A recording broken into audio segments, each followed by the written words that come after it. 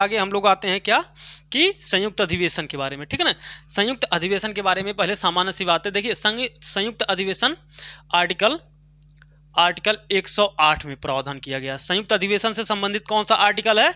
108 है। कौन सा है? 108 है। संयुक्त अधिवेशन कौन बुलाता है? तो लिखो संयुक्त अधिवेशन, संयुक्त अधिवेशन, संयुक्त अधिवेशन राष्ट्रपति बुलाता है, राष्ट्रपति बुलाता है।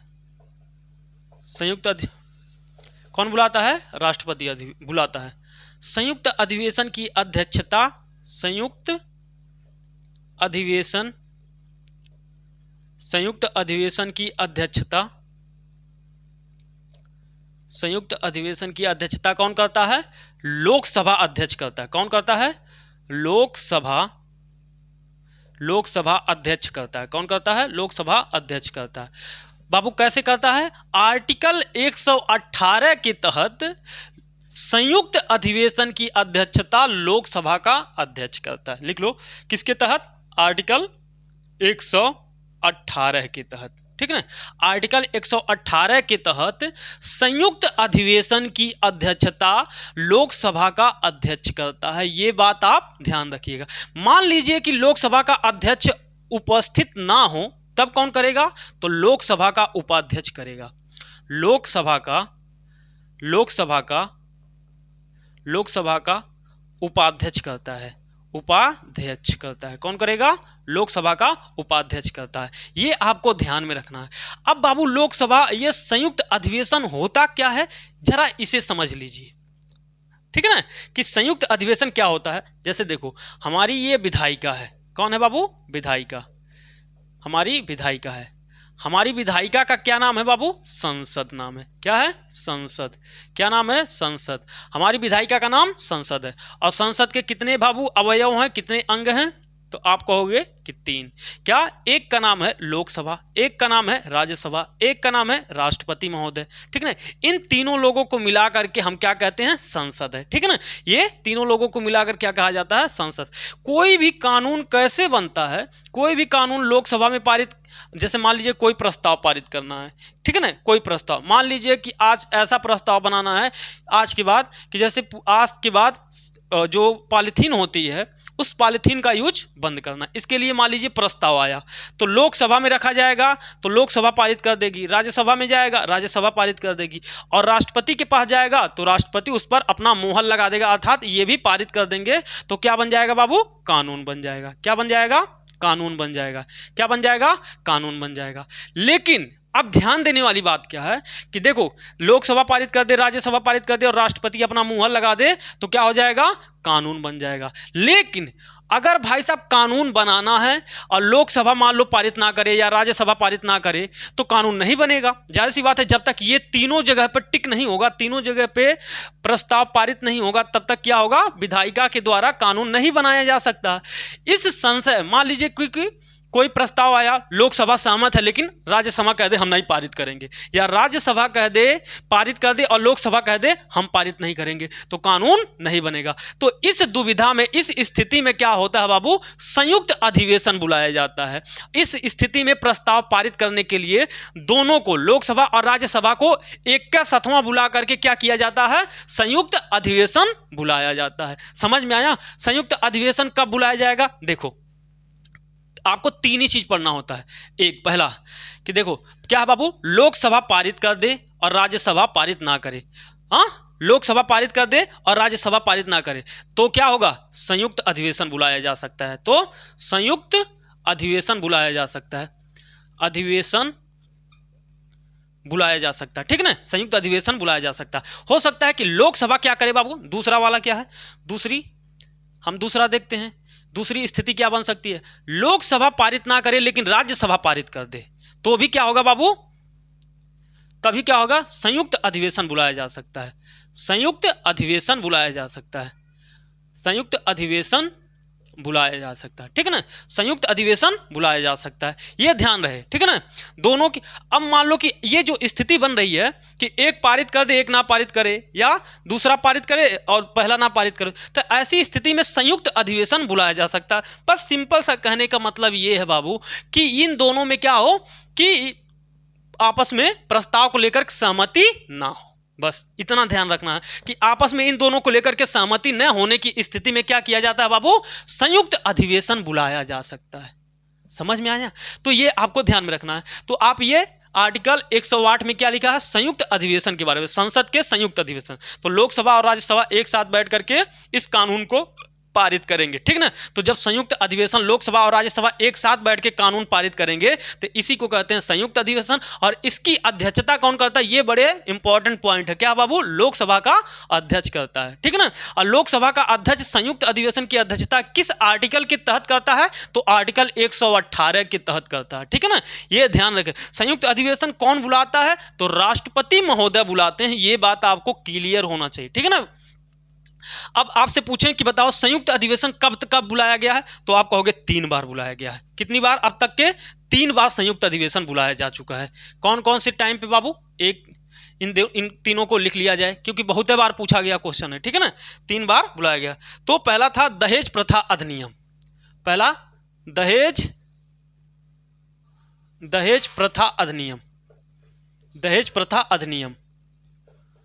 अधिनियम पहली बार कब बुलाया गया था, पहली बार संयुक्त अधिवेशन कब बुलाया गया था, तो पहली बार बुलाया गया था दहेज प्रथा अधिनियम को लेकर के बुलाया गया था। इसमें क्या था कि इन दोनों में, लोकसभा और राज्यसभा में क्या था, सहमति नहीं बैठ पा रही थी। इस वजह से दोनों के बीच मतभेद होने के कारण पहली बार कब आया, दहेज प्रथा अधिनियम बुलाया गया। कब, 1961 ईस्वी में। कब बाबू, 1960-61 के आसपास आया था, 1961 में, ठीक है ना। दूसरा था बाबू बैंकिंग सेवा अधिनियम। कौन था दूसरा वाला, बैंकिंग सेवा अधिनियम,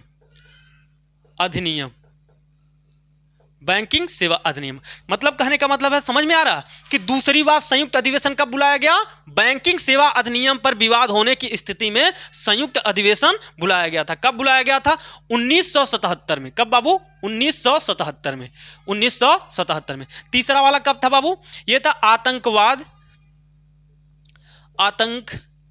आतंकवाद निरोध अधिनियम को लेकर के, आतंकवाद निरोध अधिनियम को लेकर के, आतंकवाद निरोध अधिनियम को लेकर के, नियम इसको लेकर के बुलाया गया था। कब, 2002 में, 2002 में बुलाया गया था। तो इस प्रकार कुल 3 बार संयुक्त अधिवेशन हुआ है, ठीक है ना। कुल कितनी बार, 3 बार संयुक्त अधिवेशन बुलाया गया है अब तक, ठीक ना। तो ये आपको ध्यान में रखते हुए चलना है। अब आपको एक बार हम आपको फिर से बताते हैं।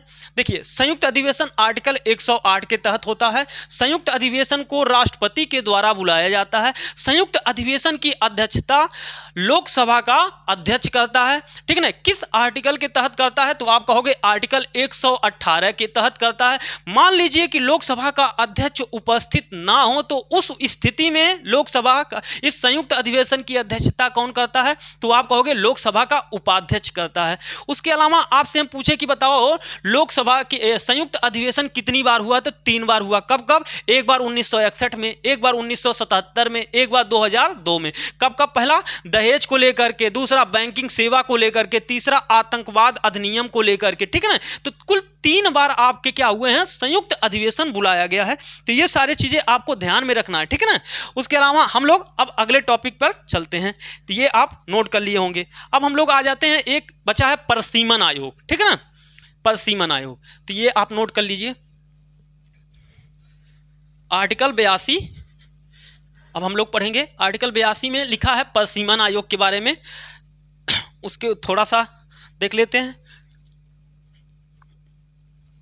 लिखो आर्टिकल,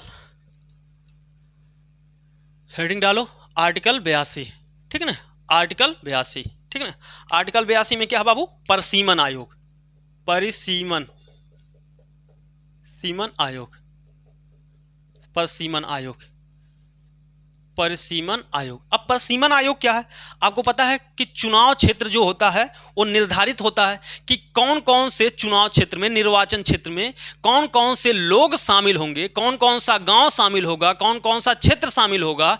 इसको लेकर के जो नियम कानून बनाता है, इसका जो निर्धारण करता है वो कौन करता है बाबू, परसीमन आयोग करता है। प्रत्येक जनगणना के बाद ऐसा कहा जाता है कि भाई साहब किया जाएगा प्रत्येक जनगणना के बाद कि हम परसीमन करेंगे किसका, निर्वाचन क्षेत्रों को, अर्थात निर्वाचन क्षेत्रों को छोटा करना, बड़ा करना, घटाना, बढ़ाना, ये काम किसका होता है, तो परसीमन आयोग का कार्य है, ठीक ना। और परसीमन आयोग हमारे किस अनुच्छेद में है भाई साहब, तो आर्टिकल 82 में परसीमन आयोग के बारे में जिक्र है। यहां से क्वेश्चन क्या पूछा जाता है, यहां से क्वेश्चन पूछा जाता है कि जो परसीमन आयोग है वह किस जनगणना के आधार पर क्या करता है, परसीमन करता है। तो आपको बताना है कि 1971 के जनगणना के आधार पर, 1971 के जनगणना के आधार पर, जनगणना के आधार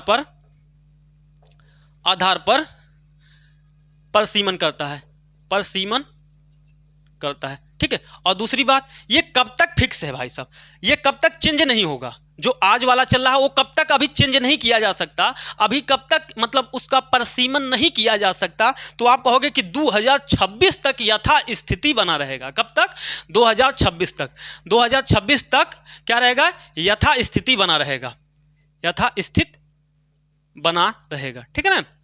2026 तक कोई परिवर्तन नहीं होगा, ठीक है। ध्यान रहिए सारी बातें। आर्टिकल 82, ठीक है ना। किस जनगणना के आधार पर बाबू परसीमन होगा, तो कहोगे आर्टिकल 1971 के जनगणना के आधार पर। ये बातें आपको ध्यान में रखना है, ठीक है ना।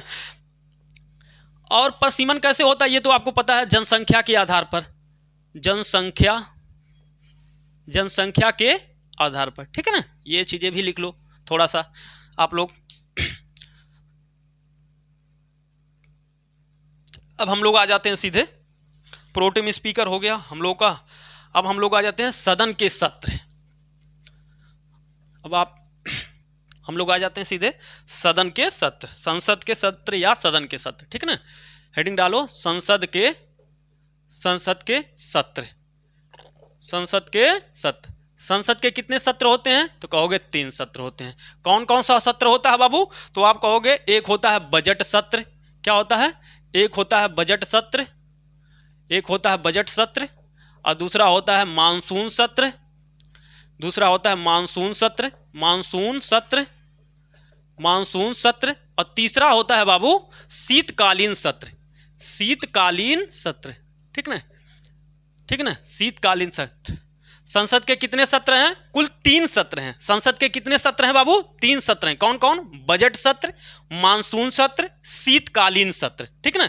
शीतकालीन सत्र जो अभी चल रहा है, वो कौन सा सत्र चल रहा है बाबू, आप कहोगे कि अभी मानसून सत्र चल रहा था। कौन सा चल रहा था बाबू, मानसून सत्र चल रहा था, ठीक है ना। तो ये ध्यान में रखना। अब कब कब इसका होता है, तो आपको ये ध्यान रखना। देखिए, जो संसद का सत्र होता है उस सत्र में आपको 3 चीजें ध्यान रखना है। तो एक है जनवरी, एक है जून, और एक है बाबू अक्टूबर, 1 अक्टूबर, 3 अक्टूबर। ये तीनों छुट्टी का समय, संसद का छुट्टी, संसद का छुट्टी चलता है, ठीक है ना। संसद का छुट्टी अर्थात कितने महीने, 3 महीने छुट्टी चलता है, ठीक है ना। 3 महीने छुट्टी है, समझ लो, ऐसे करके लिख लो, 3 महीने छुट्टी। अगर 3 महीने छुट्टी चल रहा है तो कितने महीने संसद की पढ़ाई चल रही है बाबू, तो कहोगे 9 महीने तक। 9 महीने क्या होगा बाबू, 9 महीने तक सत्र चलता है, ठीक है ना। 9 महीने सत्र चलता है, और 3 महीने क्या होता है, छुट्टी होता है। अब देखो, बजट सत्र कब से कब तक है, मानसून सत्र कब तक है, शीतकालीन सत्र कब तक है। तो अब बताओ बाबू, पहला महीना कौन सा था, जनवरी छुट्टी है, तो इसका मतलब कहां से शुरू होगा, तो शुरू होगा, बजट सत्र शुरू होता है फरवरी से। फरवरी, मार्च, अप्रैल, मई, कब तक बाबू, मई तक, फरवरी से मई तक। अब ऐसा क्यों हुआ बाबू, बता सकता है कोई, सोचो 1 मिनट के लिए वीडियो रोक के। क्यों, क्योंकि बाबू जून छुट्टी हो गया ना, जून में छुट्टी हो गया, तो फरवरी, मार्च, अप्रैल, मई। जब हम कह रहे हैं कि पहला महीना छुट्टी है, दूसरा महीना छुट्टी है, तीसरा महीना छुट्टी है, तो जनवरी छुट्टी है तो शुरू कहां से होगा, फरवरी से, और जून छुट्टी है तो जून से पहले कौन पड़ता है, मई। तो ध्यान में ऐसे रखना, ठीक है ना। तो फरवरी से लेकर मई तक बजट सत्र चलता है। अब बाबू हम कहें जून अगला वाला सब कब होगा, बारिश कब से शुरू होता है, मानसून कब आता है, जून में। हाँ, तो जून में छुट्टी है, तो इसका मतलब अगला महीना क्या होगा बाबू, तो कहोगे जुलाई। पहला महीना क्या होगा, जुलाई, जुलाई। अब उसके बाद जुलाई, अगस्त, सितंबर, अक्टूबर। अब अक्टूबर में छुट्टी है तो उसके पहले क्या है बाबू, सितंबर। सितंबर, ठीक ना, जुलाई से सितंबर तक। उसके बाद सितंबर बाबू, उसके बाद अक्टूबर छुट्टी है तो उसके बाद क्या पड़ेगा, अक्टूबर के बाद नवंबर, दिसंबर। नवंबर, दिसंबर, ठीक है, नवंबर, दिसंबर, ये आपको ध्यान में रखना है, ठीक है ना। फरवरी से मई तक बजट सत्र कब से कब तक है, बजट सत्र फरवरी से लेकर आपका मई तक मानसून सत्र, जुलाई से सितंबर तक शीतकालीन सत्र, नवंबर से दिसंबर तक। कितने महीने सत्र चलता है, तो आप कहोगे 9 महीने चलता है। कितने सत्र, कितने महीने छुट्टी होती है संसद की, तो कहोगे 3 महीने। तो ये आपको ध्यान में रखना है, ठीक है ना, ये चीजें आपको ध्यान में रखना है, नोट कर लीजिए आप लोग। अब हम लोग आ जाएंगे, ये तो सत्र था। अब सत्र के दौरान क्या क्या घटनाएं होती हैं उन्हें भी हम लोग देख लेते हैं, ठीक है। ये मिटाते हैं, आप लोग लिख लिए होंगे बजट सत्र।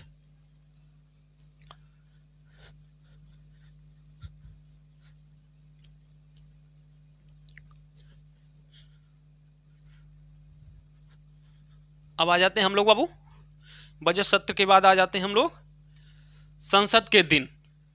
संसद के दिन, हेडिंग डालो संसद के दिन।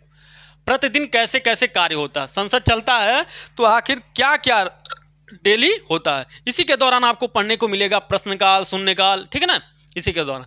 तो आप कहोगे सर जी इसमें कई प्रकार की, जैसे शुरू होता है कब से कब, 11 बजे से सत्र शुरू होता है, संसद की कार्रवाई शुरू होती है, लगभग से 5 से 6 बजे तक कार्य चलता रहता है, ठीक है ना। तो हमें इसमें से जो काम लायक है उसी को पढ़ना है, ठीक है ना।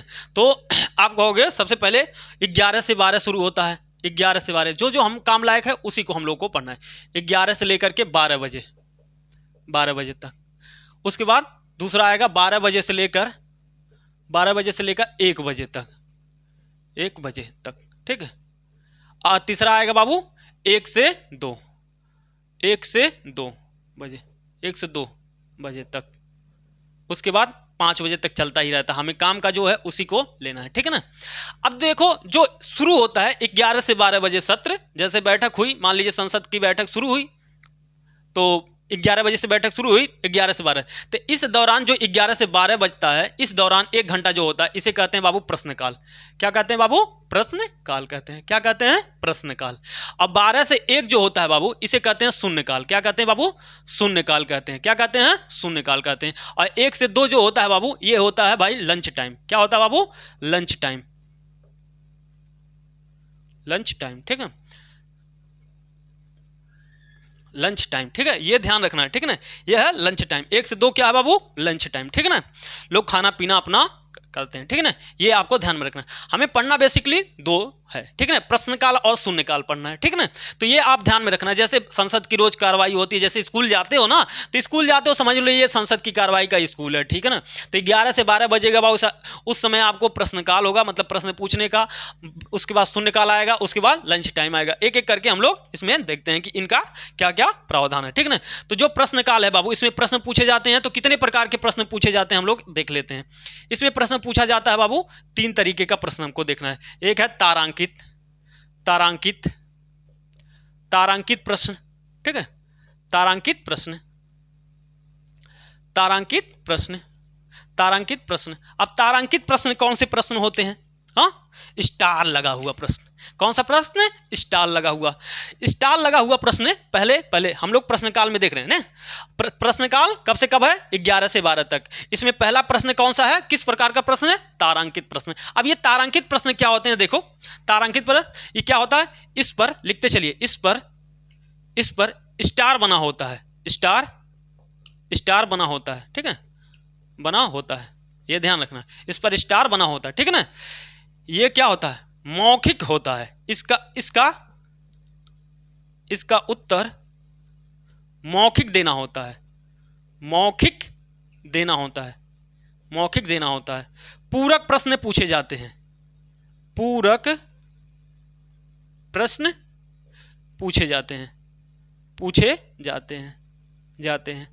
ठीक है ना, पूरक प्रश्न पूछे जाते हैं। अब देखो ध्यान से, जो तारांकित प्रश्न है बाबू ये किस प्रकार के प्रश्न हैं, ये प्रश्न ऐसे हैं जिन्हें सदन में मंत्रियों से क्या किया जाता है, क्वेश्चन किया जाता है कि बताइए जो आपने नाली बनवाया था वो नाली गिर गई भाई साहब, एक भी भाई साहब मानसून नहीं झेल पाया, वो एकदम नाली खराब हो गया। जो रोड बनवाए थे एक भी भाई साहब बरसात नहीं झेल पाया, सारा उखड़ पकड़ के इधर उधर हो गया। तो भाई साहब सांसद लोग मंत्रियों से सवाल करते हैं तो मंत्री को क्या करना होता है, लिखित रूप में नहीं तुरंत जवाब देना होता है, मौखिक रूप में। हाँ भाई साहब ऐसा हुआ, जिसने भाई साहब जो ठेकेदार था उसने करप्शन कर दिया, भाई साहब भ्रष्टाचार कर दिया, उसने सही से रोड नहीं बनाया, तो ये मंत्री साहब कहेंगे। तो इस प्रकार के प्रश्न को तारांकित प्रश्न कहेंगे, जहां पर भाई साहब मौखिक जवाब देना होता है। और भाई साहब अजगर कहा जाएगा कि बताओ, तो अब मौखिक जवाब जब आप पूछोगे कुछ मुझसे, मान लीजिए आप मुझसे कुछ पूछते हो, मैं जवाब देता हूं, तो आप संतुष्ट नहीं होते तो क्या पूछते हो, फिर से प्रश्न पूछते हो, तो उसी को कहते हैं पूरक प्रश्न पूछना, ठीक है ना। तो जाहिर सी बात है जहां पर मौखिक प्रश्न उत्तर दिया जाएगा वहां पर भाई साहब साइड वाला प्रश्न तो आ ही जाएगा, ठीक है ना। तो ये आपको ध्यान में रखना। तो यही पूछता है तारांकित प्रश्न में कि तारांकित प्रश्न कैसे प्रश्न होते हैं। तो इन पर स्टार लगा होता है, इनका उत्तर मौखिक देना होता है, इन्हें पूरक प्रश्न पूछे जाते हैं। मतलब तारांकित प्रश्नों में क्या होगा, पूरक प्रश्न पूछे जाते हैं, ठीक ना। उसके अलावा इसमें महत्वपूर्ण प्रश्न शामिल किए जाते हैं, लिख लो, महत्वपूर्ण प्रश्न शामिल होते हैं, महत्वपूर्ण प्रश्न शामिल किए जाते हैं। अगला लिखो, इसी में इसकी शुरुआत लिखो, इसमें कुल 20 प्रश्न ही पूछे जा सकते हैं, 20 प्रश्न ही पूछे जा सकते हैं, ठीक है।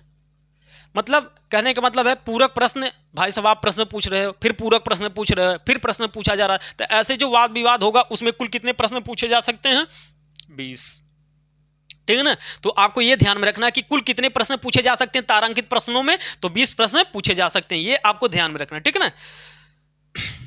उसके अलावा तारांकित प्रश्नों के बाद अब इसी में लिखिए दूसरा है अतारांकित प्रश्न, तारांकित प्रश्न, ठीक ना। अतारांकित प्रश्न कैसे होते हैं भाई साहब, कम महत्वपूर्ण के होते हैं। इसकी तारांकित प्रश्नों के मुकाबले ये कम महत्वपूर्ण होते हैं, कम महत्वपूर्ण होते हैं। किसके मुकाबले, तारांकित प्रश्नों के। इनका उत्तर क्या होता है बाबू, इनका उत्तर लिखित रूप में दिया जाता है, लिखित रूप में दिया जाता है, ये ध्यान देने वाली बात है, लिखित रूप में दिया जाता है। और भाई साहब जब लिखित रूप में दिया जाएगा तो बताओ पूरक प्रश्न पाओगे। आप कहो तो सर जी हमको पीडीएफ दे दीजिए, तो हम पीडीएफ दे देंगे तो आप प्रश्न पूछ पाओगे। लेकिन आप मुझसे पूछोगे, अगर आप संतुष्ट नहीं होंगे तो क्या होगा, आप फिर से प्रश्न पूछ सकते हो। तो इसमें भाई साहब अगर हम लिख के दे देंगे तो आप प्रश्न नहीं पूछ पाओगे, ठीक है ना। तो ये वही ध्यान देने वाली बात है। तो इनमें पूरक प्रश्न नहीं पूछे जाते, पूरक प्रश्न यही पूछेगा आप लोगों से, ठीक है ना, कि बताओ किसमें लिखित उत्तर दिया जाता है, किसमें मौखिक उत्तर दिया जाता है, ऐसे करके पूछा जाएगा। बताओ किसमें लिखित उत्तर के साथ साथ पूरक प्रश्न नहीं पूछे जाते हैं, किसमें बताओ मौखिक प्रश्न के साथ पूरक प्रश्न पूछे जाते हैं। इस प्रकार के क्वेश्चन बनता है, ठीक है। तो आपको यही चीज ध्यान रखना है, इनमें पूरक प्रश्न नहीं पूछे जाते हैं,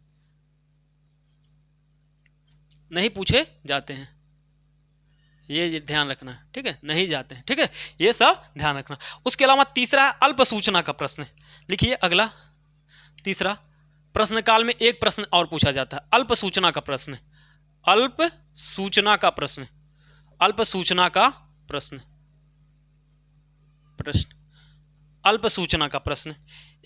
एक कैटेगरी और है अल्प सूचना का।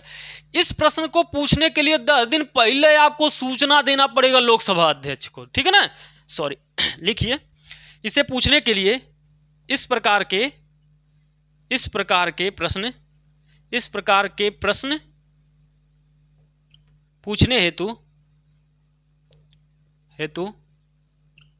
10 दिन पूर्व सूचना देना होता है, 10 दिन पूर्व सूचना देना होता है, ठीक ना, देना होता है, ठीक ना। अगर आपको अल्प सूचना का प्रश्न पूछना है तो क्या करना पड़ेगा, 10 दिन पहले ही आपको सूचना देना होता है, ठीक ना। इसका भी लिखिए मौखिक होता है, इसका भी जवाब कैसे देना होता है, मौखिक रूप में, मौखिक होता है। उत्तर इसका कैसे देना है बाबू, इसका भी मौखिक होता है, मौखिक, और मौखिक होगा तो जाहिर सी बात है पूरक प्रश्न पूछे जाएंगे, पूरक प्रश्न पूछे जाएंगे, ठीक है ना। तो ये आपको ध्यान रखना है, 3 हो गया, ठीक है ना। तो प्रश्न काल के दौरान कितने प्रकार के क्वेश्चन पूछे जाते हैं, 3 प्रकार के। कौन सा, एक होता है तारांकित, दूसरा होता है अतारांकित, तीसरा होता है अल्प सूचना का प्रश्न। तारांकित प्रश्न बाबू वो प्रश्न होते हैं जिनका उत्तर आपको मौखिक देना होता है, और मौखिक होगा तो उसके साथ आपके पूरक प्रश्न पूछे जाएंगे, ठीक है ना। ये आपको ध्यान में रखना है। इसमें कुल कितने प्रश्न पूछे जा सकते हैं, तो कुल कहोगे 20 प्रश्न पूछे जा सकते हैं। अतारांकित में थोड़े कम महत्वपूर्ण के होते हैं, लिखित रूप में दिए जाते हैं इसका उत्तर, तो जाहिर सी बात है इसके साथ क्या होगा, पूरक प्रश्न नहीं पूछे जाएंगे। अल्प सूचना का प्रश्न क्या होता है बाबू, इसको पूछने के लिए 10 दिन पहले भाई साहब कुछ अगर पूछना है तो 10 दिन पहले आपको बताना पड़ेगा, और 10 दिन पहले बताएंगे, उसके बाद उसका उत्तर कैसे दिया जाएगा, मौखिक रूप में दिया जाएगा, और मौखिक रूप में देने के कारण इसके साथ क्या होगा, पूरक प्रश्न अपने आप जुड़ जाएगा। तो जल्दी से ये लिखिए, शून्यकाल, प्रश्नकाल हो गया 11 से 12। तो ये आपको ध्यान रखना है कि प्रश्नकाल कब से कब तक है, तो आप कहोगे प्रश्नकाल जो है 11 से लेकर के 12 तक है। अब देखो शून्यकाल, शून्यकाल याद करना बड़ा आसान हो, क्योंकि देखो शून्यकाल कब शुरू होता है, 12 बजने पर ऐसे ऐसे लिखाता है ना, ठीक है, 12 बजने पे ऐसे लिखाता है 000, ठीक ना। तो शून्यकाल याद करना बड़ा आसान है, ठीक ना। तो जब 00 बजता है तो समझ जाना शून्यकाल आ गया, ठीक ना। तो ये आपको ध्यान में रखना, पहले इतना लिख लीजिए ये वाला, तो हम लोग शून्यकाल पे आ जाते हैं।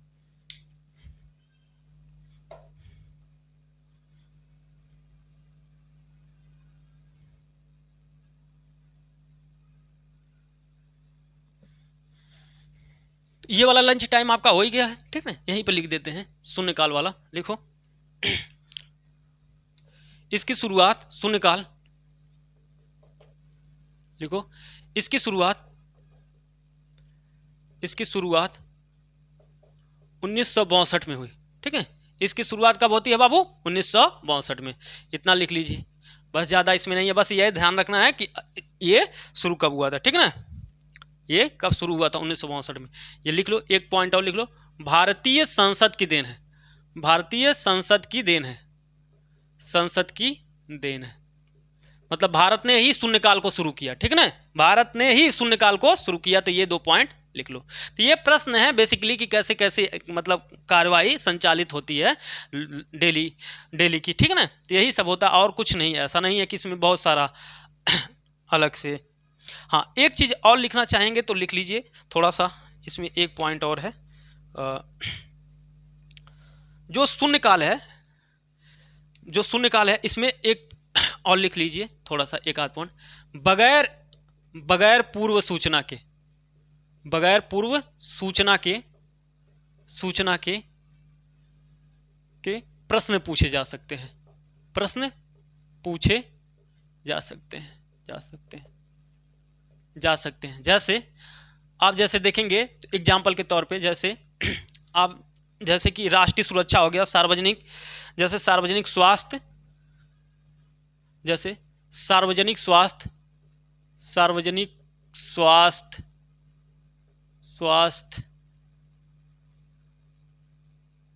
सार्वजनिक स्वास्थ्य, आतंकवादी घटना हो गया, आतंकवादी घटना, राष्ट्रीय सुरक्षा, अर्थात कोष्टक में लिख लो राष्ट्रीय सुरक्षा, ठीक है, राष्ट्रीय सुरक्षा। ये वाला मिटाते हैं, थोड़ा सा जगह कम पड़ रहा, ये वाला हो ही गया होगा आप लोग का, ठीक है। एक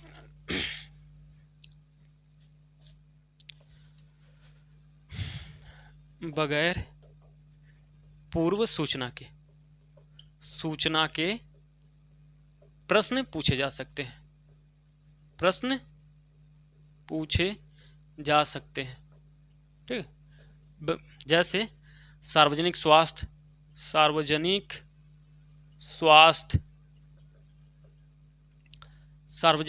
हो गया, आपातकालीन स्थिति हो गया, आपातकालीन स्थिति में राष्ट्रीय सुरक्षा लिखो, राष्ट्रीय सुरक्षा जैसे मुद्दे, अगर ऐसा कोई मुद्दा आता है तो उस पर भाई साहब पहले सूचना दोगे कि भाई साहब पहले प्रश्न पूछा जाएगा, तो उस स्थिति में पहले प्रश्न पूछा जा सकता है, ठीक है ना। उस स्थिति में पहले प्रश्न पूछा जा सकता है, इसीलिए बगैर पूर्व सूचना के ही प्रश्न अगर पूछने का अगर प्रावधान है तो वो किस में है बाबू, तो आप कहोगे कि शून्यकाल में। और शून्यकाल की शुरुआत कब होती है, तो आप कहोगे 1965 में। अब देखो शून्यकाल के दौरान बहुत सारी घटनाएं हुई हैं, जैसे आपने शून्यकाल पे चर्चा कब कब हुआ है, जैसे आप लिख सकते हो शून्यकाल के दौरान चर्चा, जैसे भोपाल गैस त्रासदी, भोपाल गैस त्रासदी, भोपाल गैस त्रासदी कब हुआ, 1984 में। कब, 1984 में।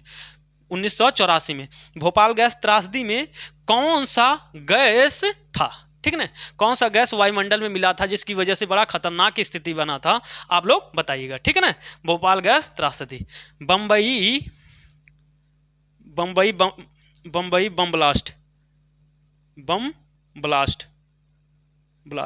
बम ब्लास्ट कब हुआ था बाबू, तो आप कहोगे 1993 में। 1993 में बम्बई बम ब्लास्ट कब हुआ था, 1993 में। बम्बई बम ब्लास्ट कब हुआ, 1993 में। भाई साहब भोपाल गैस त्रासदी कब हुआ, 1984 में। कब हुआ, 1984 में। ये आपको ध्यान में रखना है। अभी हाल ही में आपने देखा कि किसानों का प्रतिरोध देखा था, किसानों का प्रतिरोध, ये सारे मुद्दे कब उठाए गए थे बाबू, शून्यकाल के दौरान उठाए गए थे, तो ये सब आपको ध्यान में रखना। भोपाल गैस त्रासदी कब बाबू हुआ था, 1984 में, ठीक है ना। बम्बई में बम ब्लास्ट कब हुआ था बाबू, 1993 में। किसानों का प्रतिरोध अभी हाल ही में आपने देखा ही होगा, ठीक है ना। तो ये सारे मुद्दे कब उठाए गए थे, शून्यकाल के दौरान भी उठाए गए थे। बस आपको ये बताने के लिए कि ये ऐसे मुद्दे जो बगैर सूचना के ही क्या प्रश्न पूछे जा सकते हैं, तो ये सब बताओ, ऐसे प्रश्न अब बताओ, सूचना देने की जरूरत है। ससुरा बम ब्लास्ट हो गया, अब तुम सूचना दोगे तब तो हो गया काम तुम्हारा। तो इसलिए ऐसे कुछ मुद्दे होते हैं जिनके लिए पूर्व सूचना की जरूरत नहीं होती है, बिना सूचना दिए ही क्या किया जाएगा, संसद में उस बात को उठा लिया जाएगा, प्रश्न पूछ लिया जाएगा। तो ये सारे चीज आपको शून्यकाल के दौरान मिलेगा, ठीक है ना। तो शून्यकाल के भाई साहब क्या भारतीय संसद की देन है, इसकी शुरुआत 1962 में बगैर पूर्व सूचना के प्रश्न पूछे जा सकते हैं।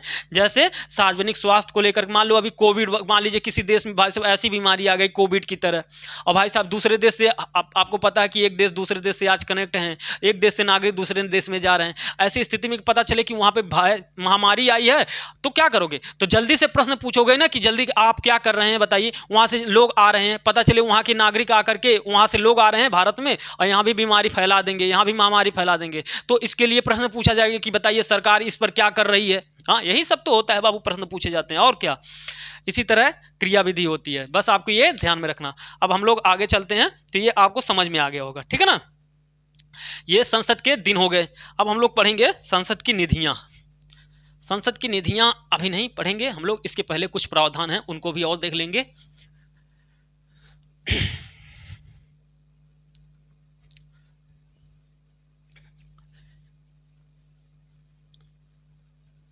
ठीक है, अब हम लोग आ जाते हैं थोड़ा सा 1 मिनट, इसके बाद क्या हम लोग को पढ़ना है, क्या क्या छूटा है वो हम लोग देखते चलेंगे, ठीक है। हाँ, समितियां देखना हम लोग को, समितियां। अगला टॉपिक है संसद की समितियां। संसद की समितियां, समितियों में 2 प्रकार की समितियां होती हैं। एक अस्थाई समिति होती है, अस्थाई समिति, और एक होता है अस्थाई समिति, अस्थाई समिति, ठीक है। अस्थाई समिति और एक अस्थाई समिति, ठीक है ना। अस्थाई समिति का मतलब होता है जिनका निर्माण हर एक साल के बाद होता रहता है, हर साल उनका होता रहता है निर्माण। और अस्थाई समितियां वो समितियां होती हैं जब इनकी जरूरत पड़ती है, जब जरूरत पड़ेगा तब इनका, जैसे मान लीजिए 2G स्पेक्ट्रम घोटाला जब हुआ था उसके लिए समिति बन गई थी, ठीक है ना। तो जब मान लीजिए कहीं करप्शन हो गया, कहीं कोई घोटाला हो गया, कोयला घोटाला हो गया, कुछ भी घोटाला अगर हो जाए तो कुछ समय के लिए जिनका बनाया जाता है, ऐसी समितियों को बनाया जाता है, तो इन समितियों को कहते हैं अस्थाई समितियां। और ऐसी समितियां जिनका हर साल बनाया जाता है भाई साहब, जिनका कार्यकाल 1 साल होता है, फिर 1 साल अगले साल बनाई जाती है, तो इस प्रकार की समितियों को अस्थाई समितियां कहते हैं, जो परमानेंट होती हैं, ठीक है ना। तो ये आपको ध्यान में रखना। ऐसे समितियों में कौन कौन सी हैं समितियां, आप कहोगे एक वित्तीय समिति है, कौन सी है, एक वित्तीय समिति है, वित्तीय समिति, और दूसरा है बाबू कहोगे ये विभागीय समितियां, विभागीय समितियां, ठीक है ना, विभागीय समितियां। अब विभागीय समितियां क्या, हर विभाग के द्वारा कुछ कार्यों को जांच करने के लिए समितियां बनाई जाती हैं। और वित्तीय समितियां क्या हैं, इसे हम लोग ध्यान से पढ़ते हैं। अब देखो इसी से ज्यादा क्वेश्चन बनता है आपका, कहां से, वित्तीय समितियों से आपका क्वेश्चन बनता है। तो वित्तीय समितियों में हम लोग को 3 पढ़ना है। वित्तीय समितियों में 3 हमको पढ़ना है। पहला बाबू लिखो, पहला है लोक लेखा समिति, लोक लेखा समिति, लोक लेखा समिति, ठीक है ना, यह ध्यान रखना है, लोक लेखा समिति। तो अब आपसे एक क्वेश्चन पूछें कि बताइए लोक लेखा समिति कैसी समिति है, तो 2 जवाब आपको देना पड़ेगा। लोक लेखा समिति एक तो वित्तीय समिति है, लोक लेखा समिति एक अस्थायी समिति है। समझ में आया, 2 ऑप्शन बनता है। तो लिखो इसके सामने, लोक लेखा समिति अस्थायी समिति है, लोक लेखा समिति अस्थायी समिति है, अस्थायी समिति होती है। और दूसरा लिखो, यह वित्तीय समिति है, यह वित्तीय समिति है। यह कैसी समिति है, वित्तीय समिति है। ये सब ऐसे ध्यान रखना है, ठीक है ना। जब ऑप्शन में क्वेश्चन बनेगा तो आपको ध्यान में रखना है, बाकी वो 22 मेंबर वाला तो याद ही रहता है आप लोगों को, ठीक है ना। तो ये सब ध्यान रखना। लोक लेखा समिति अस्थायी समिति है या वित्तीय समिति, इसमें कुल कितने सदस्य होते हैं, कुल 22 सदस्य होते हैं। कितने बाबू, 22 सदस्य होते हैं।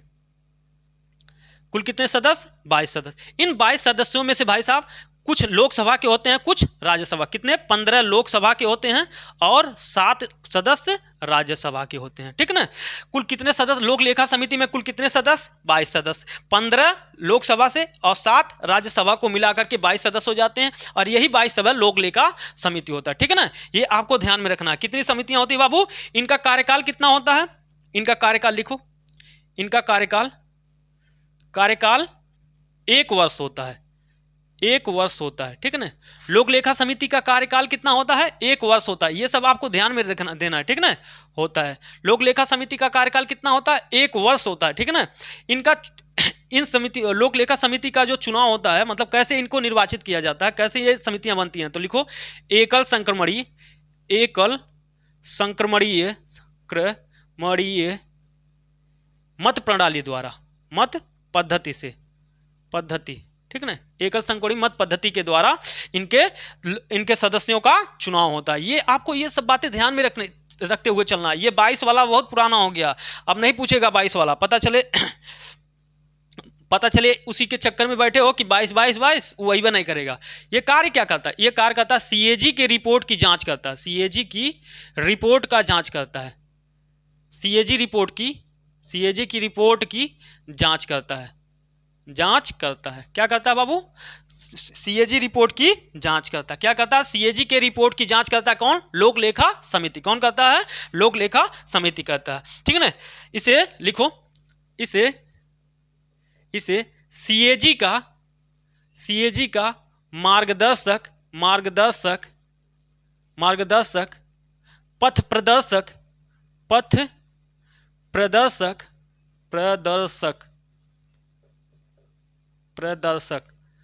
पथ प्रदर्शक एवं गाइडर कहते हैं, गाइडर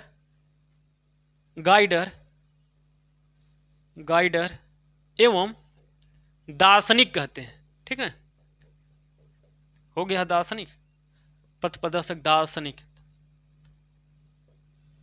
कोई भी पूछ ले इनमें से कि मतलब लोक लेखा समिति को सीएजी का मार्गदर्शक कहते हैं, पथ प्रदर्शक कहते हैं, गाइडर कहते हैं, दार्शनिक कहते हैं। इनमें से कोई भी शब्द आ जाए तो आप लगा के आ जाइएगा, ठीक ना।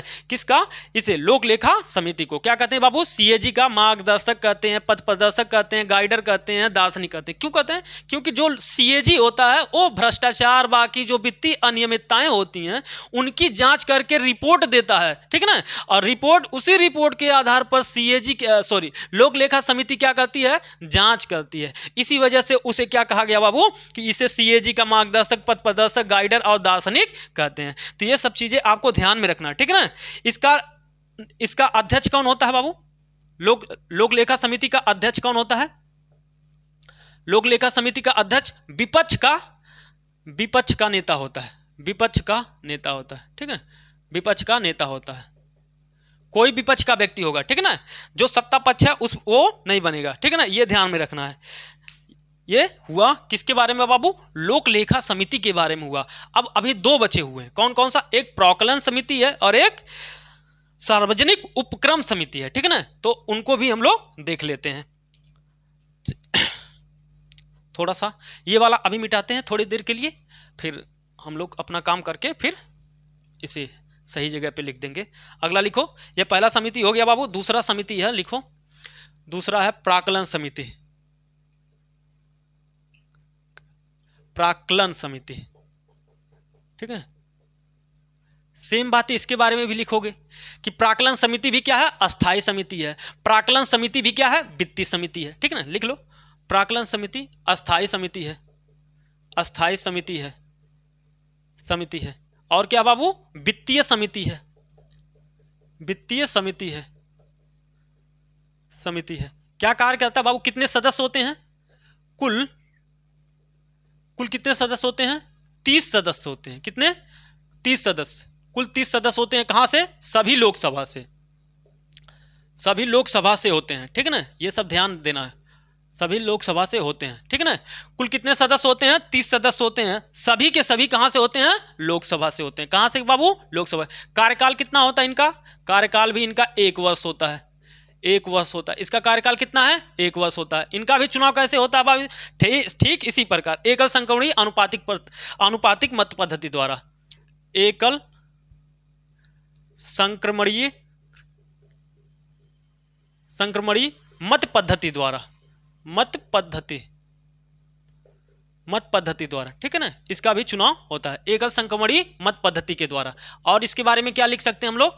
अस्थायी समिति हो गई, वित्तीय समिति हो गई, कार्यकाल 1 वर्ष होता है, कुल 30 सदस्य होते हैं। कुल कहां से होते हैं बाबू? ये सबसे बड़ी, लिखो, ये सबसे बड़ी, ये सबसे बड़ी, ये सबसे बड़ी, ये सबसे बड़ी संसदीय समिति, ये सबसे बड़ी समिति है, लिख लो, ये सबसे बड़ी समिति है, ठीक है ना, संसदीय समिति, ठीक है ना। ये ध्यान रखना है, ये सबसे बड़ी समिति है। अब एक पॉइंट और बचा है, क्या? कि इसका कार्य क्या है? तो लिखो, संसद के फिजूल खर्ची को रोकने का कार्य करता है। फिजूल खर्ची, फिजूल खर्ची, खर्चे को कम करने का तरीका बताता है, ठीक। कैसे संसद अपने कार्यों में कम से कम पैसा खर्च करके अधिक से अधिक उत्पादन कर सके। कहने का उत्पादन का मतलब अधिक से अधिक प्रोडक्टिविटी प्राप्त कर सके। इसके लिए कौन सलाह देता है? प्राक्कलन समिति। मतलब किसी भी योजना का, किसी भी कार्य का प्राक्कलन करती है भाई साहब, जांच करती है कि इसमें कैसे कम से कम पैसे खर्च करके अधिक से अधिक लाभ कमाया जा सके। तो ये क्या करता है? फिजूल खर्ची को रोकने का एक रास्ता बताता है, ठीक है ना। तो ये ध्यान रखना, प्राक्कलन समिति क्या करता है? फिजूल खर्ची, संसद के फिजूल खर्ची को रोकने के तरीकों के बारे में बताता है। तो ये आपको ध्यान रखना, क्या? प्राक्कलन समिति। कुल कितने समिति है? कुल कितने हैं बाबू? ये ध्यान रखना। इसमें लोक लेखा समिति में एक पॉइंट और ऐड कर लो, ये 1921 में इसकी शुरुआत हुई, इसकी शुरुआत हुई, ठीक है। 1921 में। अब बाबू ये सबसे प्राचीन समिति है, मतलब सबसे पुराना समिति कौन सा है?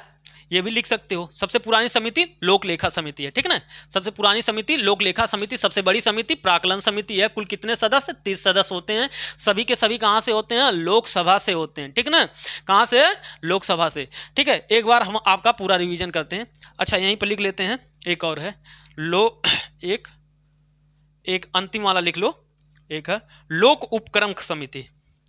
लोक उपक्रम समिति यहीं पे लिख लो, हो जाएगा इतने में।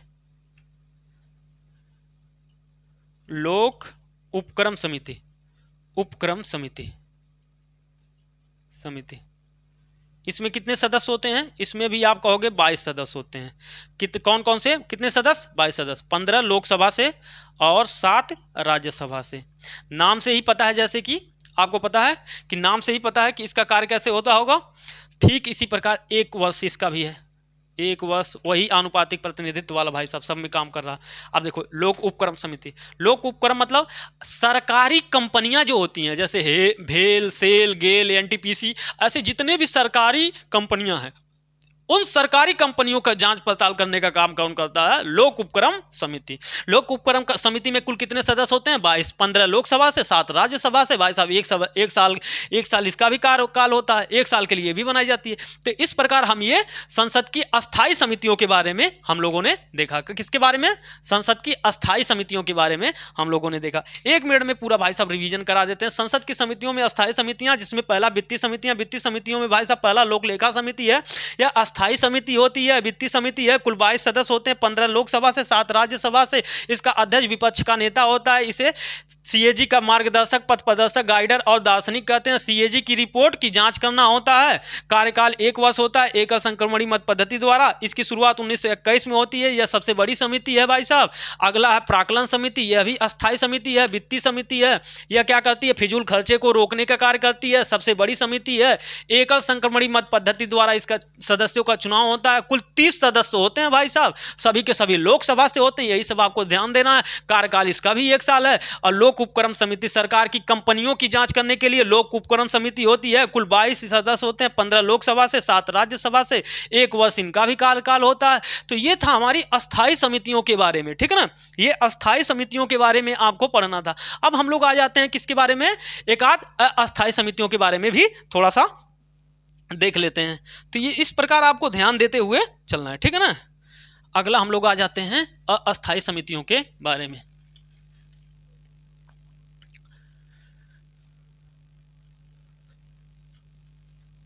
महत्वपूर्ण ये 3 समितियां हैं, ठीक है ना। महत्वपूर्ण ये 3 समितियां हैं, इनके बारे में आपको ज्यादा ध्यान रखना है। और बाकी उतना महत्वपूर्ण नहीं है, लेकिन फिर भी देख लेना है। इन 3 समितियों से ज्यादा क्वेश्चन आता है, तो आपको ये ध्यान में रखना। एक चीज और लिख सकते हो, लिख सकते हो, नोट करके लिखो। प्राक्कलन समिति को प्राक्कलन समिति को लोक लेखा समिति का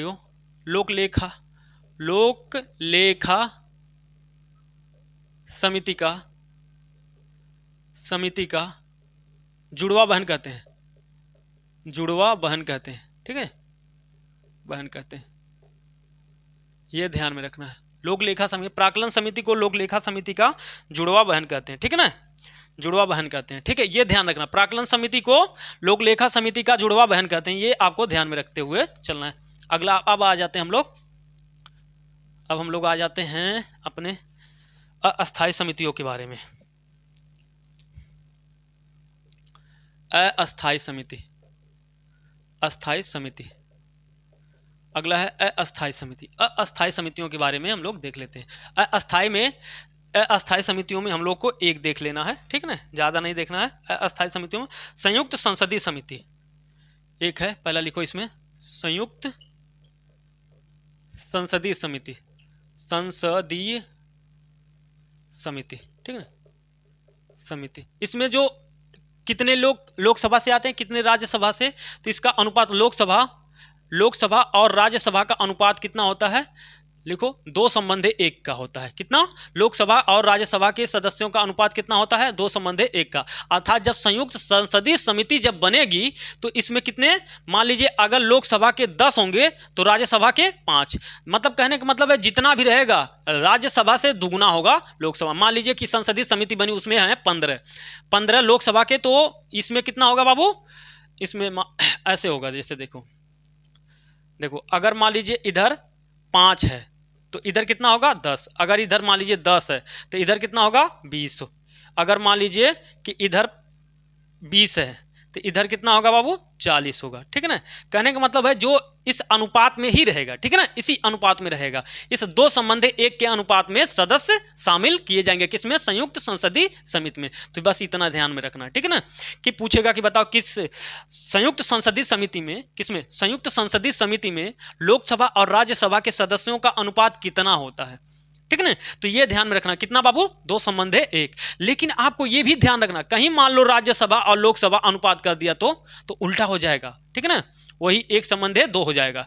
बस ध्यान में रखना है कि लोकसभा हमेशा 2 अनुपात में रहेगी और राज्यसभा 1 के अनुपात में रहेगी। जैसे तिरंगे की लंबाई पूछता है ना, लंबाई चौड़ाई, तो कभी लंबाई चौड़ाई याद करके जाते हो तो पूछ लेता का चौड़ाई और लंबाई का अनुपात पूछ लेता। ठीक उसी प्रकार संसदीय संयुक्त समितियों के बारे में किया जाता है। इनका गठन कब कब किया गया है, एक आध देख लो। जैसे आप जैसे लिखो 1987 में, 1987 में क्या हुआ था, बोफोर्स घोटाला। बोफोर्स घोटाला के समय, इसका घोटाला के समय। उसके अलावा लिखो 2009 में 2G स्पेक्ट्रम 2G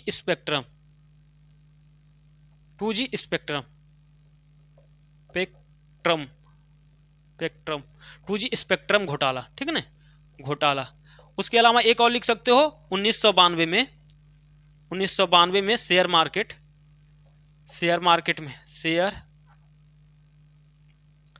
मार्केट घोटाला, ठीक ना। तो ये 3 और भी हैं, लेकिन ये इंपॉर्टेंट है। 2G स्पेक्ट्रम वाला आपको ध्यान में रखना है, ठीक है ना। बोफोर्स घोटाला 1987 में हुआ था, 2009 में 2G स्पेक्ट्रम घोटाला। तो इसके लिए कौन सा समिति गठन हुई थी, संयुक्त संसदीय समिति। संयुक्त संसदीय समिति हमने क्या बताया, अस्थायी समिति। अस्थायी समिति कब गठित होती है, जब कब जरूरत पड़ता है। तो जाहिर सी बात है, ये सारे घटना हुए थे तो उस दौरान इनका गठन हुआ था। तो बस इतना ध्यान रखना है कि कब कब इनका गठन हुआ था। ये 2G स्पेक्ट्रम और शेयर मार्केट वाला थोड़ा सा ध्यान में रखना है, ठीक है ना। तो अब हम लोग आ जाते हैं थोड़ा सा आगे, ठीक है ना। ये हो गया हमारी समितियां। तो ये हमारा हो गया समिति।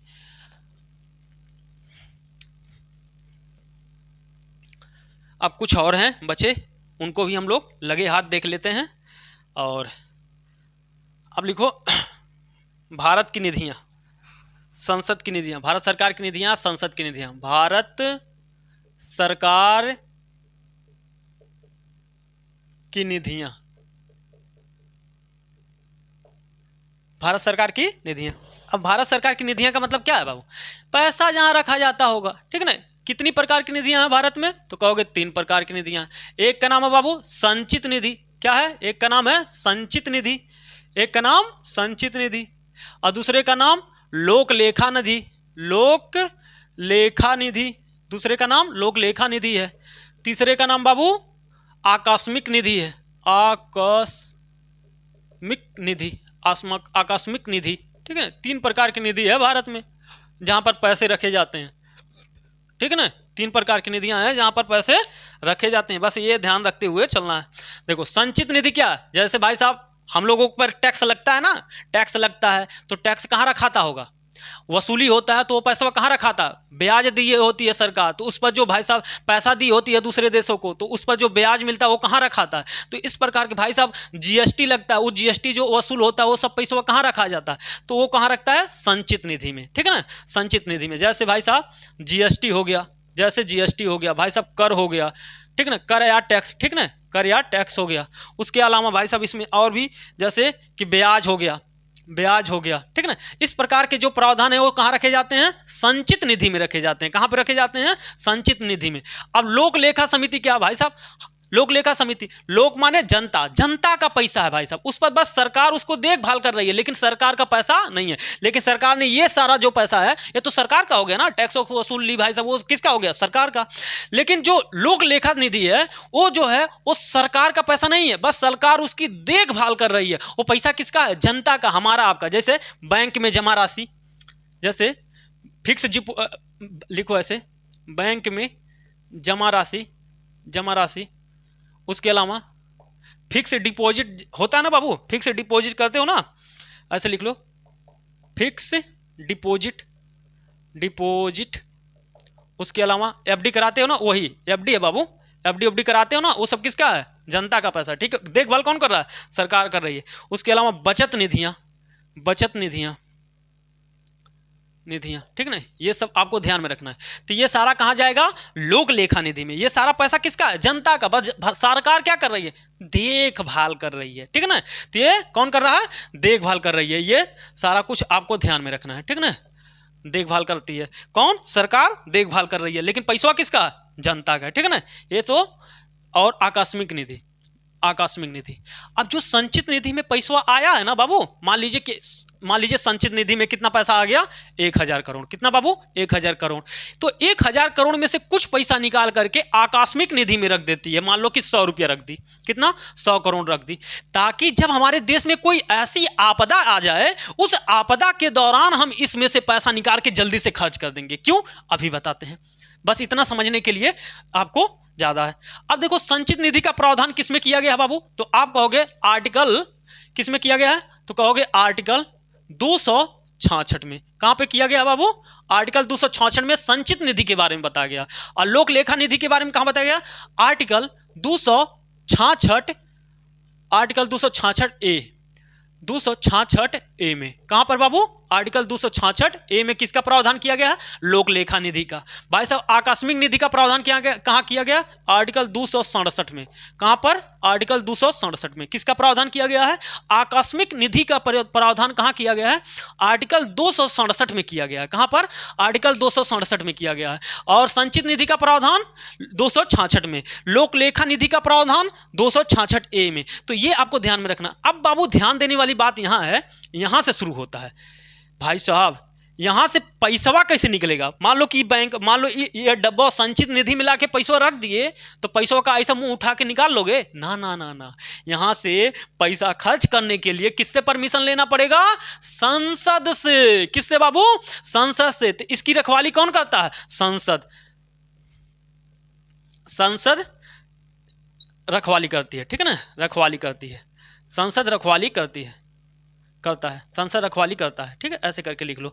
तो बिना संसद के परमिशन के क्या बताओ, संचित निधि से पैसा निकाल सकते हो, तो जवाब देना नहीं। तो पूछेगा संचित निधि से पैसा किसके इजाजत से निकाला जाएगा, तो बताओगे संसद। संचित निधि से संसद, संचित निधि से पैसा निकालने के लिए किसकी परमिशन लेने पड़ेगी बाबू, संसद से, ठीक है ना। संसद जब अनुमोदन कर देगी तबे जाकर के संचित निधि से पैसा निकल सकता है। दूसरा बाबू, आकस्मिक निधि पर भाई साहब किसका नियंत्रण होता है, तो राष्ट्रपति महोदय का। किसका बाबू, राष्ट्रपति महोदय के, ठीक है ना।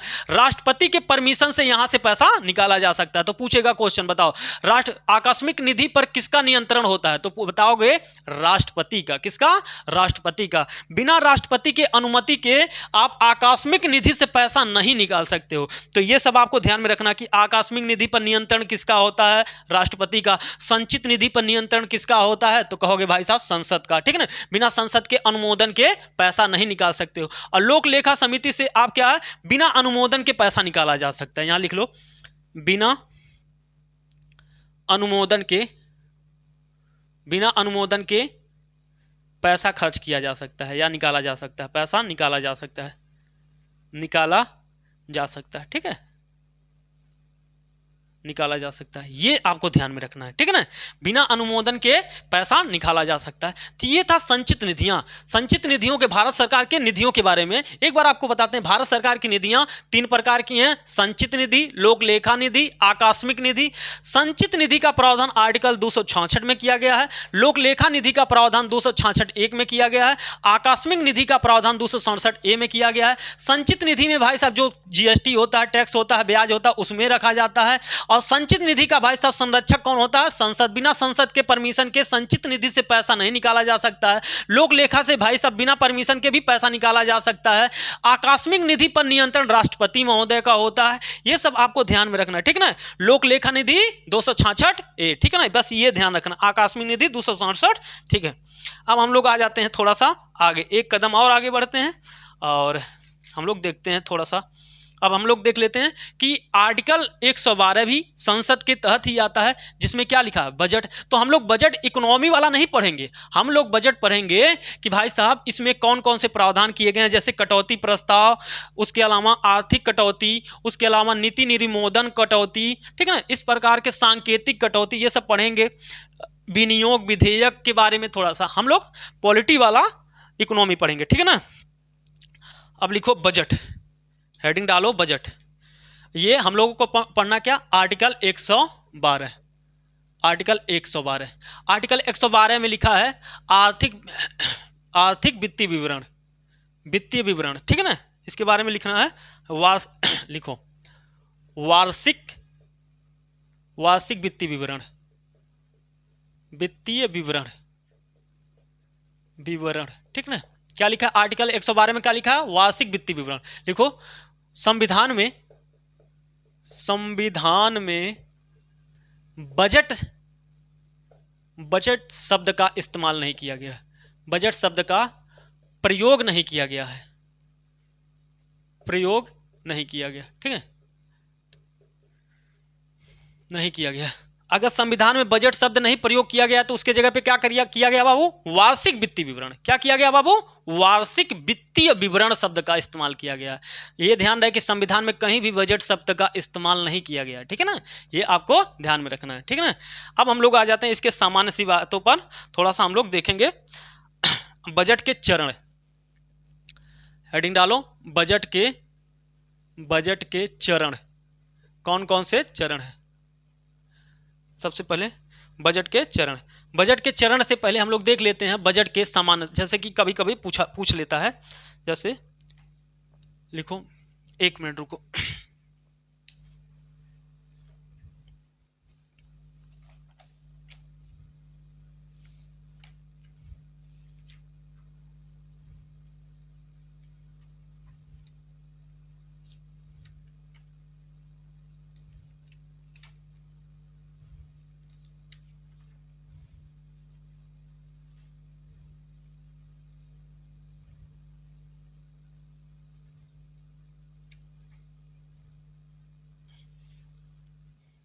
देखो सबसे पहले लिखना है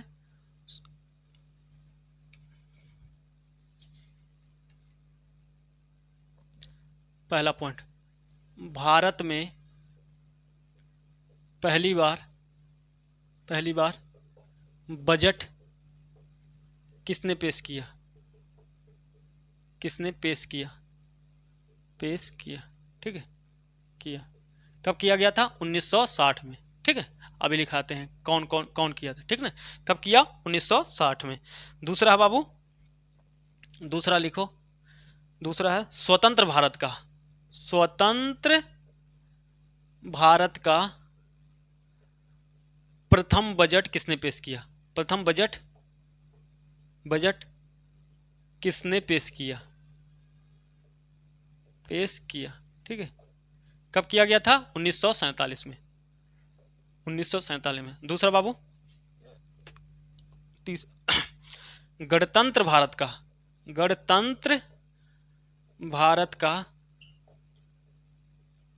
प्रथम बजट किसने पेश किया? बजट किसने पेश किया, ठीक है ना।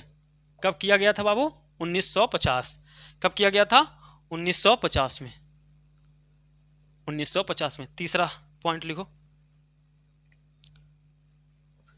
चौथा, सबसे अधिक बार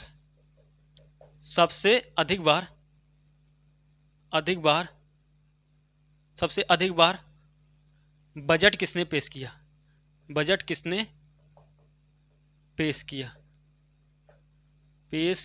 ठीक है ना।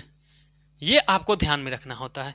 और एक पॉइंट और होता है जिसमें पूछता है कि प्रथम महिला बजट किसने पेश किया? 5, प्रथम महिला जो बजट पेश की, ठीक है, बजट पेश की, ठीक है। तो ये आपको ध्यान में रखना होता है। पहली बार बाबू कौन बजट पेश किया था? आपसे अगर पूछे कि भारत में पहली बार बजट किसने पेश किया, आपसे पूछें कि प्रथम बार बजट किसने पेश किया, गणतंत्र भारत में प्रथम बार बजट किसने पेश किया, सबसे अधिक बार बजट किसने पेश किया, प्रथम महिला जो बजट पेश की, इसके बारे में क्या आप लोग बताओ, एक आध पॉइंट इसमें से।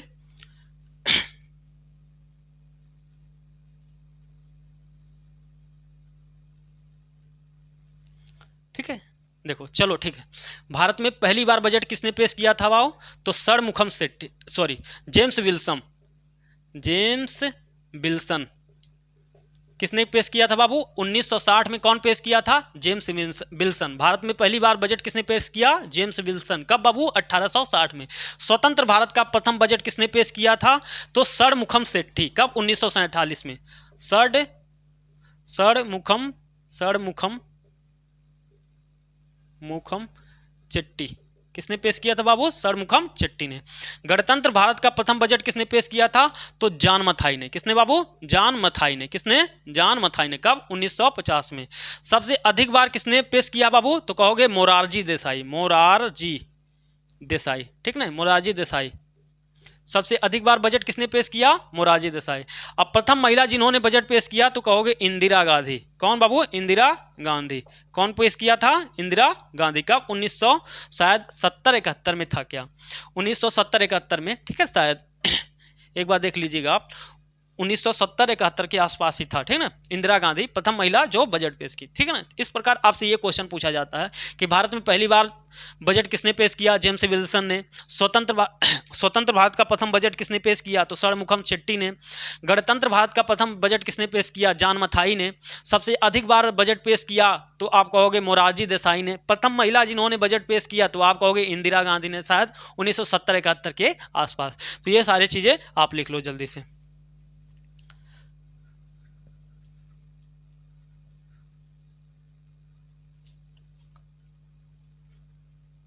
ठीक है, तो ये था बजट के बारे में थोड़ा सा। अब हम लोग आ जाते हैं बजट के अवयव के बारे में, ठीक है ना। बजट के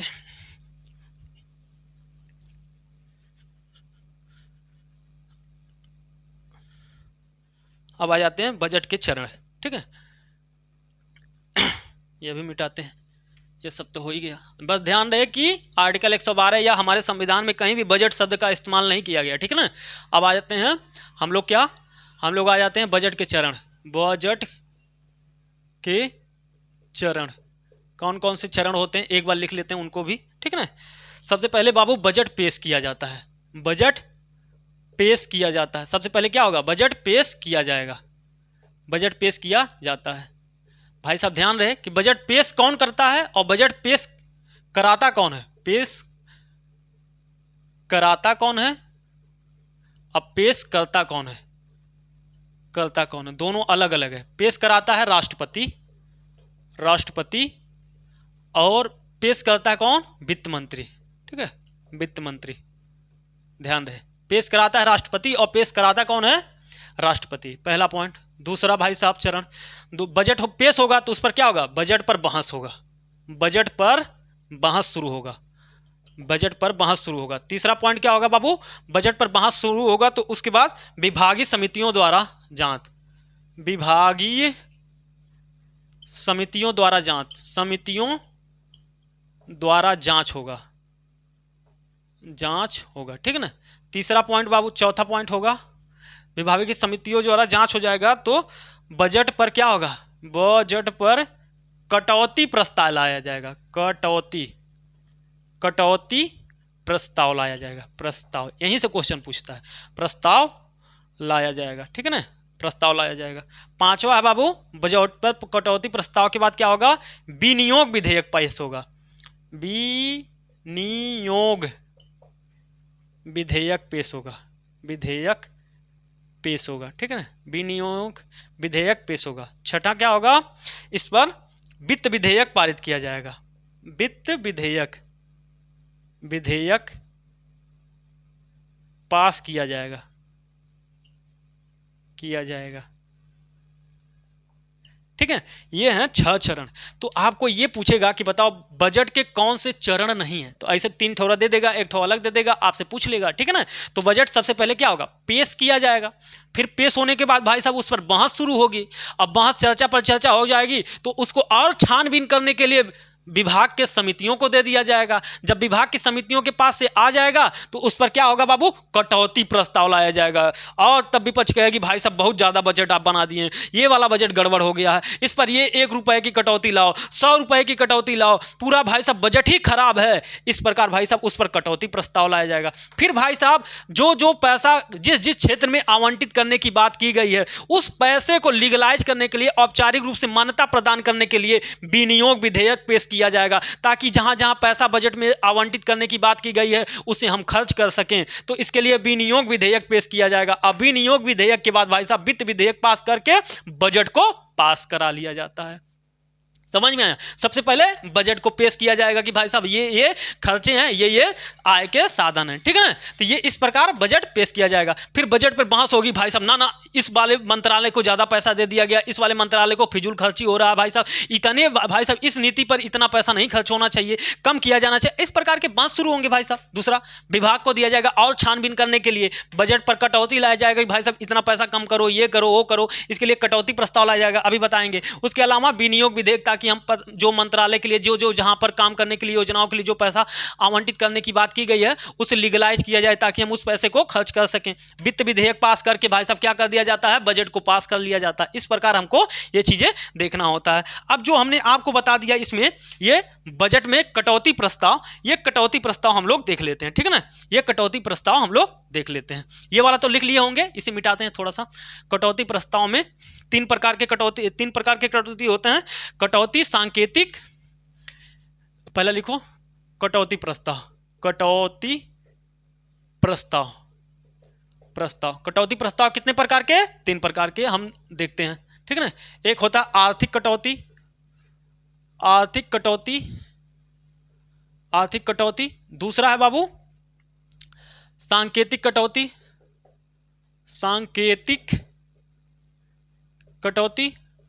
दूसरा क्या है, सांकेतिक कटौती,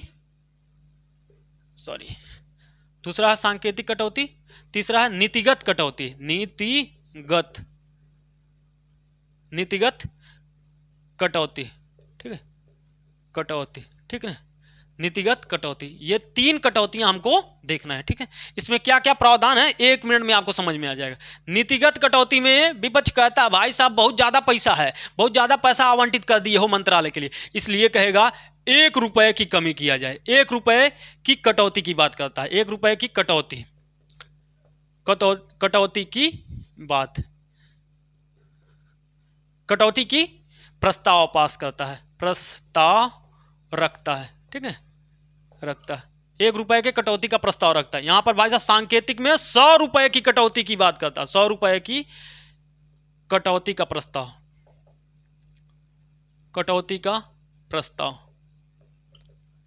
प्रस्ताव। और यहां भाई साहब पूरा बजट ही खराब है, पूरे बजट की निंदा की जाती है, बजट की निंदा, ठीक है, निंदा की जाती है।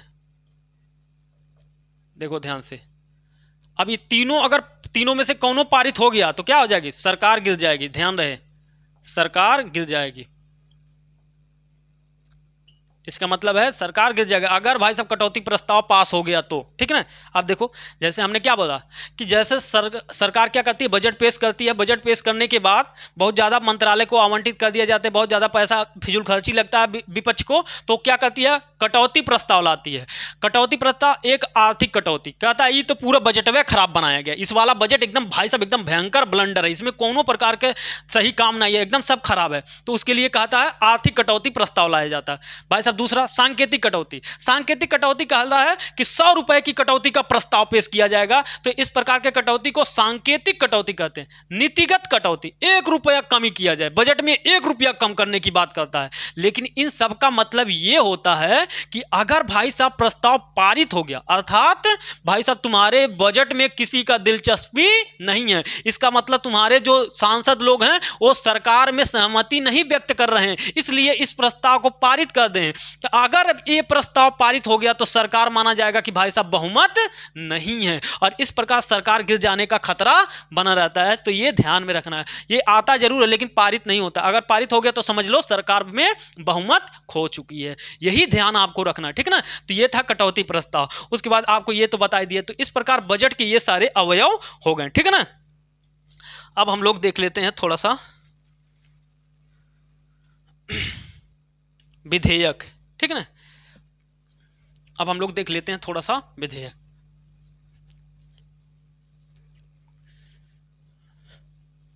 वित्त विधेयक, धन विधेयक, ये सारे क्वेश्चन पूछे जाते हैं आपसे, ठीक है।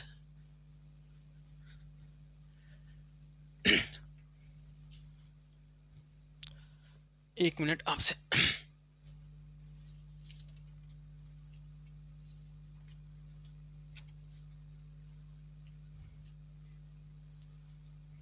ठीक है। अब डालो हेडिंग बाबू विधेयक। विधेयक, विधेयक, विधेयक दो प्रकार के होते हैं। एक होता है बाबू सरकारी विधेयक, सरकारी विधेयक, विधेयक। एक होता है बाबू निजी विधेयक, एक होता है निजी विधेयक। कौन बाबू? निजी विधेयक, ठीक है ना। विधेयक दो प्रकार के होते हैं। मान लो विधेयक, कोई विधेयक, कोई कानून बनाने के लिए, कुछ बनाने के लिए भाई साहब क्या होता है? विधेयक ही लाया जाता है ना।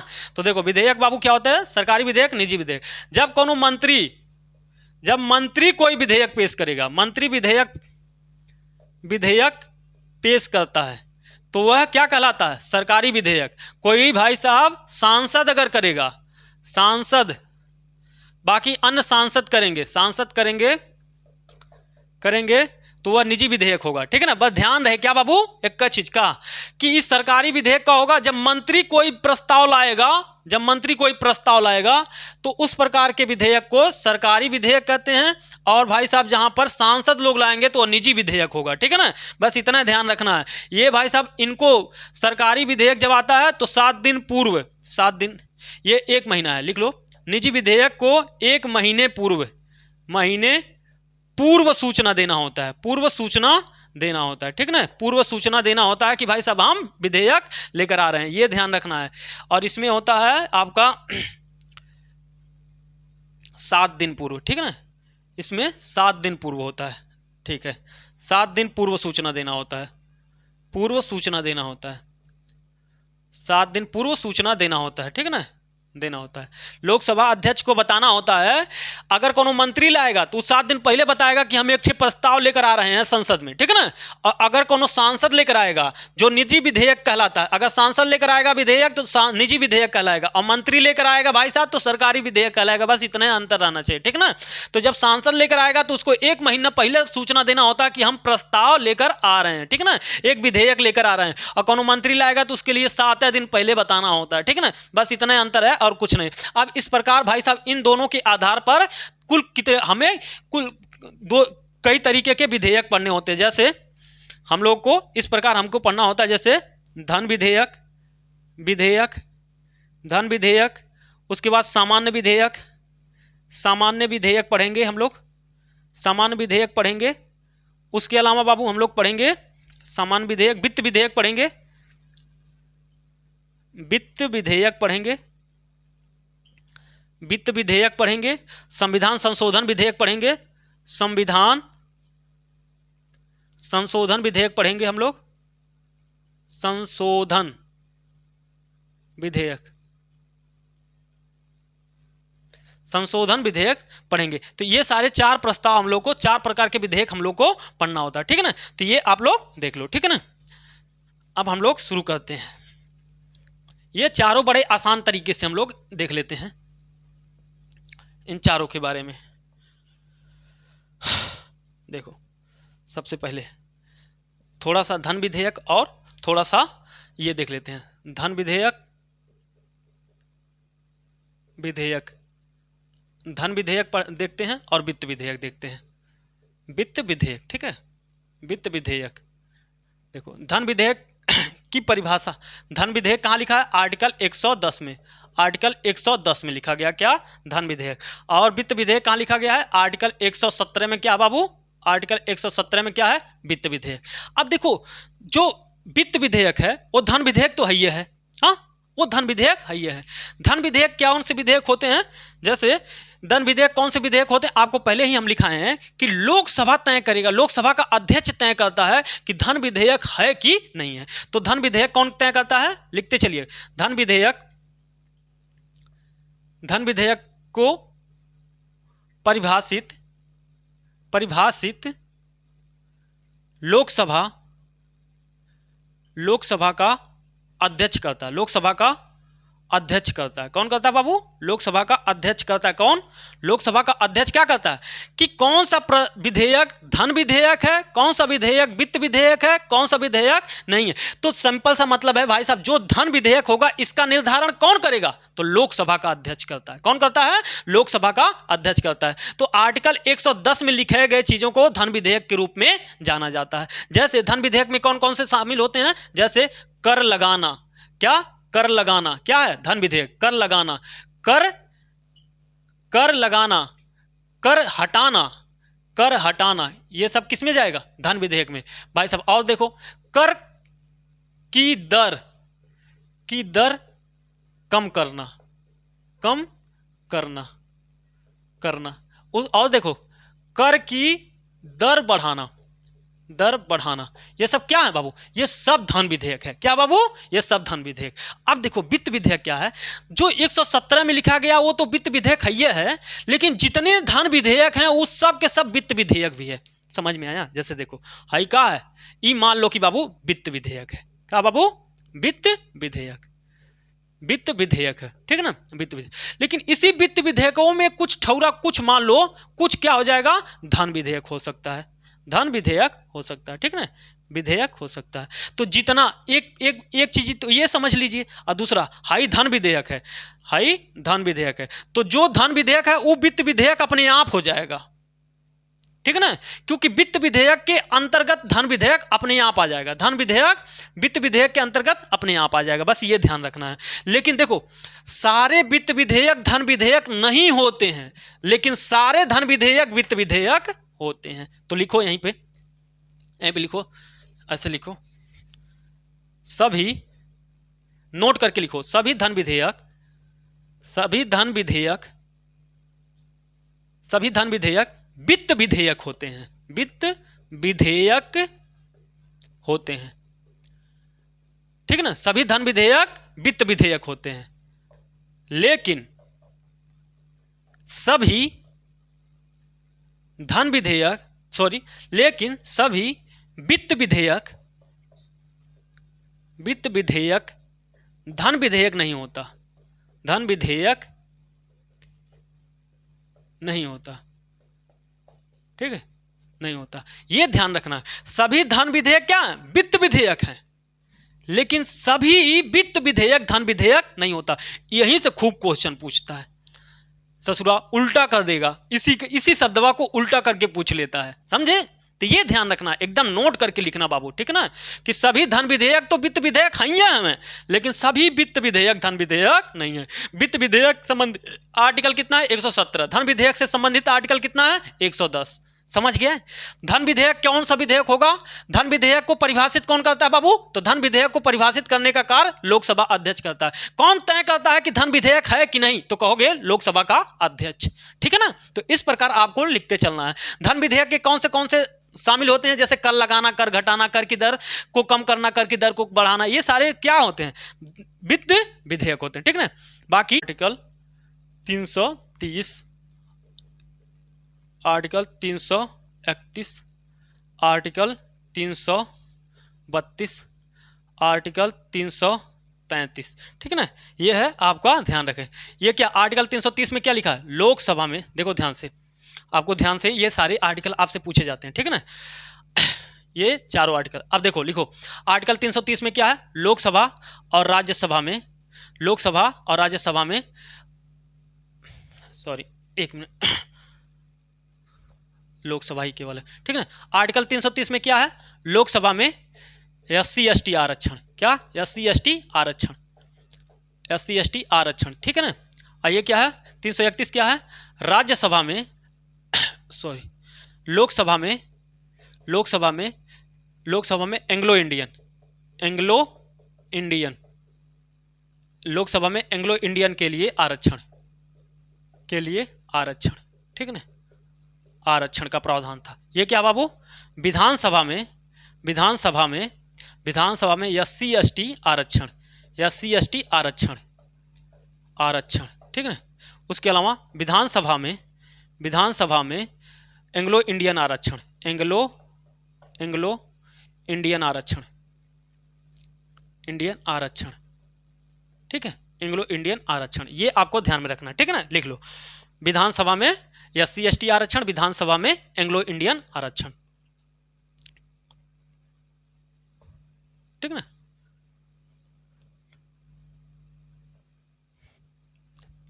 ठीक है ना। कौन आरक्षित कौन करता है बाबू? 2 लोगों को राष्ट्रपति करता था, लेकिन अब खत्म हो गया, आपको पहले वाले वीडियो में बता चुका हूं, ठीक है ना। राष्ट्रपति करता है कौन से, कब? 104वें कॉन्स्टिट्यूशनल अमेंडमेंट 2019 के द्वारा क्या हो कर दिया गया? इनको नियुक्त करने का कार्य समाप्त, इन्हों मनोनीत करने का कार्य राष्ट्रपति करता था, जो क्या हो गया, समाप्त हो गया। ठीक है ना, ये ध्यान रखना है। ठीक है ना, ये था 330, 31, 32, 33। ठीक है ना, अब ये आपको ध्यान में रखना।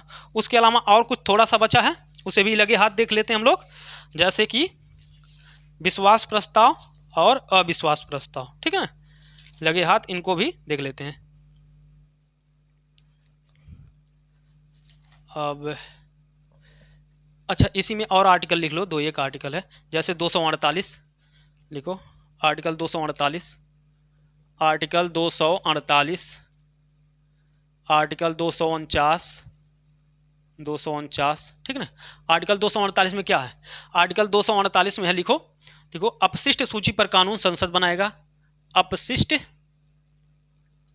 सूची पर, अपशिष्ट सूची पर कानून संसद बनाएगा, संसद बनाएगा, बनाएगा। ठीक है ना, अपशिष्ट सूची पर कानून कौन बनाएगा, संसद बनाएगा। और लिखो, संसद राज्य सूची पर, सूची पर कानून बना सकता है, कानून बना सकता है, बना सकता है। ठीक है, कानून बना सकता है। और लिख लो 252, 53, आर्टिकल 252, आर्टिकल 252,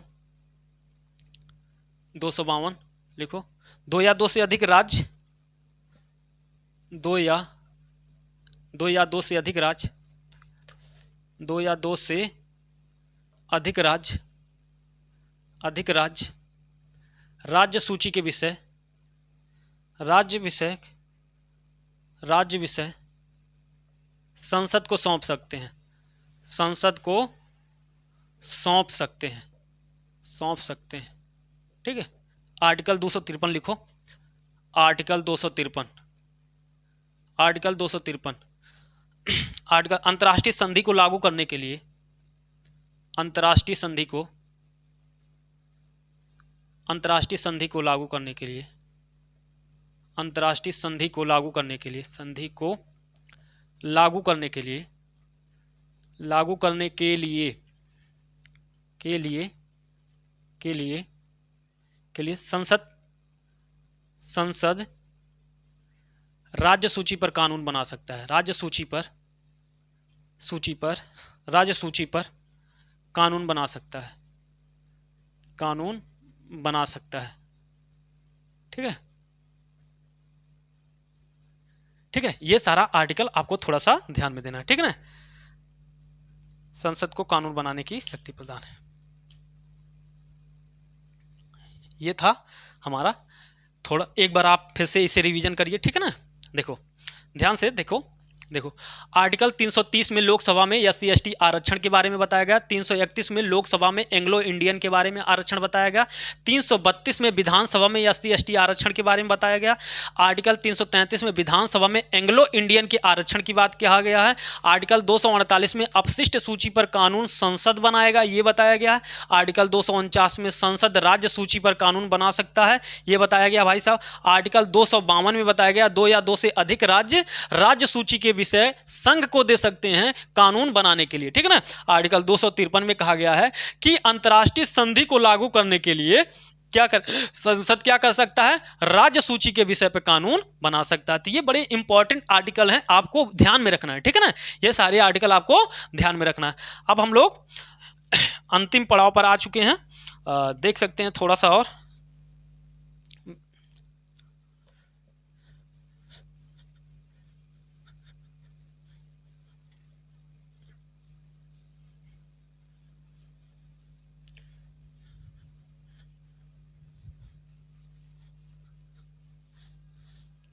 विश्व पहला लिखो अविश्वास प्रस्ताव, अविश्वास, अविश्वास प्रस्ताव